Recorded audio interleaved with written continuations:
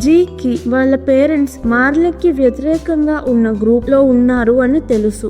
G క్రిషాతో danger పనులు ఇంకా చెయ్యొద్దు, మనల్ని పట్టుకుంటే మనందరినీ పారడైజ్ ఐలాండ్ కి పంపించేస్తారు అంటాడు. గ్రిషా, నువ్వు ఇప్పటిదాకా ఏం తెలుసుకున్నావు? నువ్వు ఏలియన్స్ కోసం ఫైట్ చెయ్యాలి అని అరుస్తాడు. జీక్ టామ్ కి క్రిషా డైనా గురించి మొత్తం చెప్తాడు. టామ్ మీ పేరెంట్స్ గురించి మిలిటరీకి చెప్పు, అప్పుడు నువ్వు మీ తాతయ్య నానమ్మైనా సేఫ్ గా ఉంటారు అంటాడు. జీక్ టామ్ మాట విని క్రిషా డైనా మీద మిలిటరీకి కంప్లైంట్ ఇస్తాడు. 600 years ముందు ఊరిలోకి ఒక వైరస్ వచ్చింది.